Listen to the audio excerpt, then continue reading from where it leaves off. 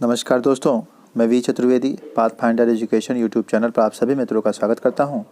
मित्रों, आपसे निवेदन है कि हमारे चैनल पर आप प्रथम बार हैं तो हमारे चैनल को लाइक करें, शेयर करें, सब्सक्राइब करें तथा बेल आइकन भी दबा लें, जिससे शिक्षा जगत संबंधी जो भी महत्वपूर्ण अपडेट है वो यथाशीघ्र आपको प्राप्त हो सके। जैसा कि आप सभी जानते हैं, आज हमारा 72वां गणतंत्र दिवस है। तो सर्वप्रथम आप सभी को गणतंत्र दिवस की ढेर सारी शुभकामनाएं हमारी तरफ से, हमारे चैनल की तरफ से। और पहली जो महत्वपूर्ण सूचना निकल के आ रही है वह इस प्रकार है। जो नई शिक्षक भर्ती है वो प्रदेश सरकार देने में हिचकिचा रही है और कहीं न कहीं भर्ती को फंसा रही है। उसी से संदर्भित यह सूचना निकल के आ रही है। नई शिक्षक भर्ती के लिए तैयारी कर रहे सभी प्रशिक्षुओं का जीवन एक संघर्ष की कहानी बयां कर रहा है। नौकरी तो नहीं मिली, लेकिन बेरोजगारी का ठप्पा जरूर लगता जा रहा है। अभी तक योगी सरकार ने पुरानी सपा सरकार की भर्ती को 68,000 और 69,000 के रूप में पूरा किया है, क्योंकि शिक्षा मित्रों का समायोजन निरस्त करने के बाद पुरानी खाली सीटों पर समायोजन सुपरटेट आयोजित करवाना और उनको नियुक्ति देना, यह प्रक्रिया अपनाई जाना था। अब इस योगी आदित्यनाथ जी की सरकार को नई भर्ती देने हैं, जो उनके सरकार की खुद की भर्ती होगी, और अब उसमें विलंब किया जा रहा है। जैसा कि आप सभी जानते हैं, ये जो दोनों जो भर्तियां हैं वह समायोजन के तहत थी, यानी पुरानी भर्तियां हैं।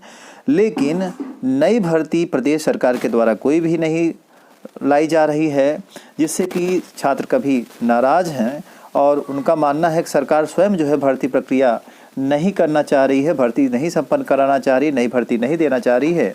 सिर्फ जो है अभ्यर्थियों को परेशान करने का प्रयास किया जा रहा है और अभ्यर्थी जो है सिर्फ तैयारी करके परेशान है। अगली महत्वपूर्ण जो सूचना है वो आ रही है 69,000 शिक्षक भर्ती से। आप सभी जानते हैं 69,000 शिक्षक भर्ती में पर्चा लीक मामले की जांच चल रही थी। स्पेशल सीजीएम ने दिया आदेश, 10 फरवरी तक मांगी आख्या। 69,000 सहायक शिक्षक भर्ती में पर्चा लीक का मामला सामने आने के बाद उसमें जाँच का आदेश हुआ था। अभ्यर्थियों के द्वारा मुकदमा दायर करने के बाद सुनवाई उसमें चल रही थी और जांच के बाद जो कुछ निकल कर सामने आया उस पर 10 तारीख को प्रदेश सरकार 10 फरवरी को आख्या प्रस्तुत करे, इसका आदेश कोर्ट के द्वारा दिया गया है। अगली महत्वपूर्ण अपडेट निकल के आ रही है। इंटरमीडिएट के बाद डीएलएड प्रशिक्षण किया गया मान्य। इलाहाबाद हाई कोर्ट ने कहा कि इंटरमीडिएट के बाद किया गया डीएलएड प्रशिक्षण सहायक अध्यापक पद पर नियुक्ति के लिए मान्य है। कोर्ट ने ऐसी अर्हता रखने वाले सभी सहायक अध्यापकों को वेतन व एरियर के मुताबिक जो कुछ मिलता है वह देने का आदेश दिया। उनका वेतन इस आधार पर रोक दिया गया कुछ अभ्यर्थियों का जो कि इस तरह से पास आउट थे, जो कि रोकने के बाद वो कोर्ट गए और याची ने राजस्थान से इंटरमीडिएट के बाद 2 वर्ष का डीएलएड प्रशिक्षण प्राप्त किया था। इसी मामले में सुनवाई करते हुए कोर्ट ने इंटरमीडिएट के बाद डीएलएड का जो प्रशिक्षण है उसे मान्य कर दिया। तो यह एक बहुत ही महत्वपूर्ण अपडेट है उन सभी अभ्यर्थियों के लिए जिन्होंने डीएलएड किया है इंटरमीडिएट के बाद। अगली महत्वपूर्ण अपडेट निकल के आ रही है कि डीएलएड परीक्षा की समय सारणी जारी। साथ ही साथ यूपी बोर्ड की परीक्षा के लिए 312 विद्यालयों को किया गया डिबार। 312 ऐसे विद्यालय हैं जिनको डिबार कर दिया गया। और अगली महत्वपूर्ण अपडेट है कि चयनितों को 69,000 शिक्षक भर्ती में कॉलेज का आवंटन भी शुरू हो गया है। अगली महत्वपूर्ण अपडेट निकल के आ रही है। 2 से 4 फरवरी के बीच होगी डीएलएड 2018 चतुर्थ सेमेस्टर की परीक्षा।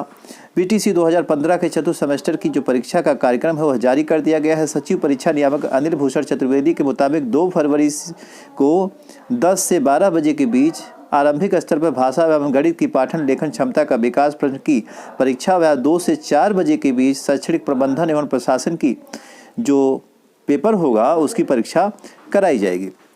तो इस तरह से जो समय सारणी है वह जारी कर दी गई है डीएलएड चतुर्थ सेमेस्टर के सभी छात्रों के लिए। जो भी छात्र चतुर्थ सेमेस्टर में हैं वह इस समय सारणी को अच्छे से देख लें और देखने के साथ अपनी तैयारी जारी रखें। उनकी परीक्षा इस दिए गए तिथि पर होने वाली है। आगे दिया है 3 फरवरी को 10 से 11 बजे के बीच विज्ञान और 12 से 1 बजे के बीच गणित एवं 2 से 4 बजे के बीच सामाजिक अध्ययन की जो परीक्षा है वो करवाई जाएगी। अगली महत्वपूर्ण अपडेट निकल के आ रही है। उत्तर प्रदेश लोक सेवा आयोग से कल देर रात एपीएफ की जो परीक्षा है उसका आदेश जारी कर दिया गया है। यूपीएस जो 2018 का परिणाम था उसको जारी करने के साथ ही टॉपरों के नाम भी स्पष्ट कर दिए गए हैं। कुल 92 पदों के लिए यह परीक्षा कराई गई थी, जिसमें अखिलेश कुमार, अजय कुमार, निवेदिता सिंह, रुद्र प्रताप और बीना तिवारी आदि टॉपर्स की श्रेणी में हैं। तो इस तरह से APFO का जो रिज़ल्ट था APF का 2018 का, वो आयोग के द्वारा जारी कर दिया गया है। अगली जो महत्वपूर्ण अपडेट है वह निकल के आ रही है लोक सेवा आयोग से ही। सिविल सेवा परीक्षा के लिए एक अतिरिक्त मौके की मांग कर रहे अभ्यर्थियों को केंद्र सरकार से छूट नहीं मिली। आप सभी जानते हैं कोरोना के कारण जो परीक्षा नहीं दे पाए थे अभ्यर्थी, वे सभी अभ्यर्थी जो कि कोरोना काल में प्रभावित रहे, वो सभी एक अतिरिक्त मौके की मांग कर रहे थे, अतिरिक्त अवसर चाह रहे थे सिविल सेवा की परीक्षाओं में। लेकिन केंद्र सरकार ने बच्चों की इस मांग को खारिज करते हुए यह कहा कि यह जो समानता का अधिकार है उसका उल्लंघन होगा। इस तरह से हलफनामे में उन्होंने स्पष्ट किया कि अभ्यर्थियों को एक अतिरिक्त मौका नहीं दिया जा सकता, समानता के अधिकार का इस प्रकार से उल्लंघन होगा। तो इस तरह से एक महत्वपूर्ण अपडेट यह निकल के आई। अगली महत्वपूर्ण अपडेट निकल के आ रही है जूनियर हिंदी ट्रांसलेटर परीक्षा 2020 की जो उत्तर कुंजी है वह कर्मचारी चयन आयोग के द्वारा जारी कर दी गई है। 2020 की पेपर फर्स्ट की जो परीक्षा की फाइनल उत्तर कुंजी है वो जारी कर दी गई है। परीक्षार्थी जो है 25 जनवरी से 24 फरवरी के बीच उत्तर कुंजी देख सकते हैं। तो इस तरह से यह एक महत्वपूर्ण अपडेट निकल के आ रही है SSC परीक्षा से संबंधित। अगली महत्वपूर्ण अपडेट आप देखेंगे वो निकल के आ रही है एयरफोर्स ग्रुप X और Y की भर्ती से संबंधित। इसमें जो अविवाहित अभ्यर्थी हैं वो आवेदन कर सकते हैं। आयु सीमा 21 वर्ष मानी गई है। जन्म 16 जनवरी 2001 से 29 दिसंबर 2004 के बीच अगर हुआ है तो वह अभ्यर्थी इसमें आवेदन कर सकते हैं। यह भर्ती जो आई है वह एयरफोर्स की थ्रू आई है। इसका जो ऑफिशियल वेबसाइट है www.AIRMENSELECTION यानी कि airforcemenselection.cdac.in पर जाकर के आवेदन करना है। योग्यता की बात करें तो इस मैथ स्ट्रीम के साथ जो है 12वीं फिजिक्स, केमिस्ट्री, बायोलॉजी या इंग्लिश से 12वीं उत्तीर्ण कुल 50% अंकों के साथ अंग्रेजी विषय अनिवार्यता के साथ जो भी अभ्यर्थी हैं वह फॉर्म इसमें भर सकते हैं। आवेदन की जो अंतिम तिथि है वो 7 फरवरी शाम 5 बजे तक निर्धारित की गई है।